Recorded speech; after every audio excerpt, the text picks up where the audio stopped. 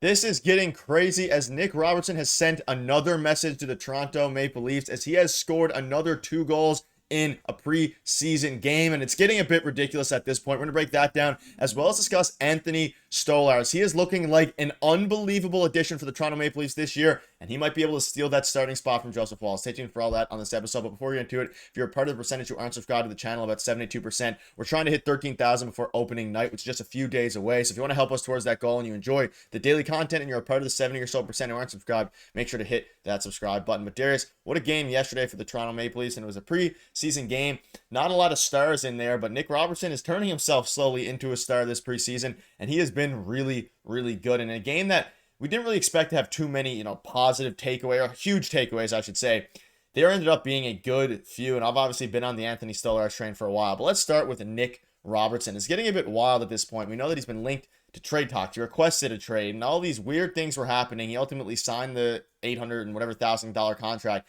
and now he's going out and he is being really surprising is the best way to put it for me. In his last 4 preseason games, he has 5 goals, 3 game-winning goals. Appears to be well on his way to making the Leafs for the first time in his career directly out of training camp. And if we don't forget, last season he was sent down to the Marlies out of training camp. It got him fired up, which kind of led to the whole trade talk and which led to his trade request.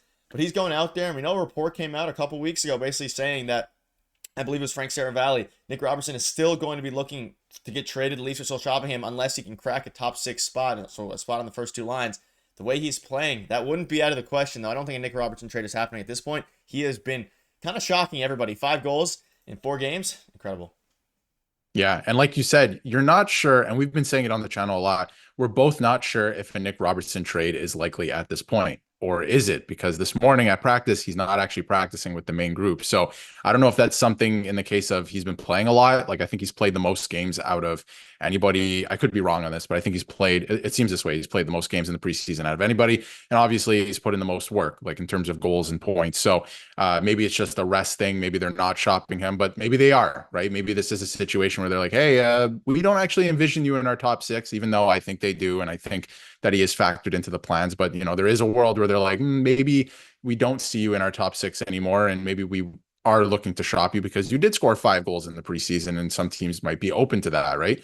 And your price probably has gone up now because you're showing what you can do, even though I thought his price was always like a lot of teams probably wouldn't pay it, but I think the price was always pretty high because we know what we have in this player. But personally, I still think they shouldn't move off this player. I think he can play in the top 6, depending how the lineup kind of shapes up here in the next week, because I've been saying that a lot, but we still don't know exactly the dynamic of the team yet because a lot of guys are in and out of positions like Nylander. But I still think he can play in the top 6, maybe not the top line because we kind of know what that's going to look like already, but I think he can be a really good player on the second line and produce offensively for them at a high clip this year. I think he can score 30 goals, honestly, in the NHL. So, sky's the limit for him. He's showing it right now. I know it's preseason, but he's had a really good preseason. He's stayed healthy, right? The only reason he didn't play 82 games last year is because he was scratched a lot, right? And they weren't putting him in situations to succeed. So obviously we know why he was angry during this the offseason. He's come in this preseason. He looks great. I think they should keep him. I think he can play in the top 6. But obviously, over the next couple of days, we'll see how they're envisioning their lineup, because I think tomorrow night, it's the last preseason game, we'll probably see something that's very close to what we'll see on opening night. It's probably going to be, minus 1 or 2 guys. It's probably going to be very close to that. Yeah, it's going to be a pretty big night tomorrow. But you mentioned it. Again, a trade could still happen, of course, but we know that the first line kind of penciled in Nyes, Matthews, Marner. So the second line could have a spot open for Nick Robertson, and they've still yet to change or make a trade, regarding opening up space for Max Pacioretty now, whether that's in the form of Nick Robertson, whether it's the form of Timothy Liljegren. Liljegren's name has been picking up in trade talks. There's a lot of things going down. We see some fans out there, Nick Robertson this preseason, of course, like Alex Ovechkin. I mean, his shot looks really, really good. And you've obviously been on the Nick Robertson train for a while, saying if he's given the opportunity, he can be one of the best goal scorers in the league. And he's basically been one of the best goal scorers in the preseason across all of the NHL. Now, again, it's preseason. You're playing a mix of NHL and, slightly less than NHL caliber goalies, but he looks good, even all the way back to the first preseason game he played where he got that takeaway and then scored. It was really impressive. And from requesting a trade to spending a summer without a contract to hearing his name in trade rumors for the past few months and now scoring 5 goals in 4 games, undoubtedly confirming a roster spot for himself. It's been quite a wild 2 months for Nick Robertson. And quite frankly, I agree. I mean, like we've been mentioning here, it's a little bit wild. No one really expected him. Like we all expected him to come out and try to send a statement, but this is a statement that I don't think any of us could have envisioned of him playing this well. He still has his weaknesses, like every player does, whether it's defensively or giveaways, everything like that. But he's starting to he's sending a message to the NHL, to the Toronto Maple Leafs, that at the very least, again, it's a contract year technically for him, so he's going to try to get a big contract. He's going to want to score goals, and he's doing it in the preseason, and he needs to make the team in order to do that. Well, that's why he wants to play in the top six, right? So he can make a lot of money going forward because he knows that he can put up points, but he's not going to do that being scratched or playing in the bottom six. So I do understand that from his perspective too. And everything that went on during the summer, I think it was more just a negotiation tactic, not that he doesn't want to be here and he doesn't want to play well, right? He wants to play higher up in the lineup. He thinks highly of himself. And I think that's a good thing. You have to have confidence to play in the NHL. So he's performed very well here in the preseason so far. And again, like you mentioned, it's preseason. Let's see what happens in the regular season. But he's sending a bit of a statement, I think, so far that, I'm here. This is what I can do. And I think the vibe before with Sheldon Keefe and the last couple of years, obviously he's had health issues and staying healthy.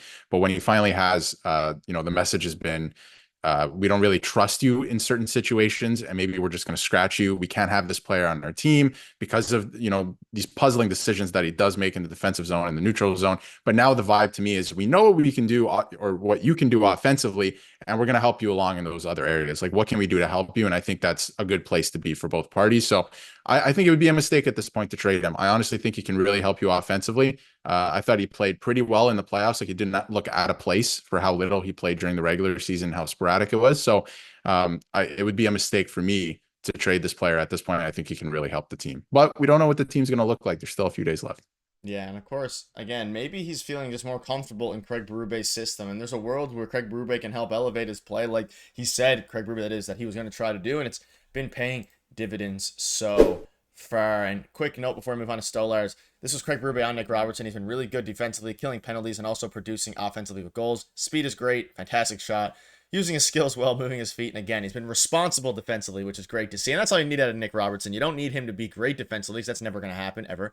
But he can be responsible, which is, if we are talking about the game and you don't mention Nick Robertson's name in the defensive end of things, that's a good thing, because that means that nothing horrible happened, no horrible takeaways or any turnovers like that, or just playing horrible defensively. So let us know in the comments what your thoughts are on that. But let's move on now to Anthony Stolarz, and this is a guy I've been on the train of for a while, since he got signed with the Toronto Maple Leafs from day one of the signing.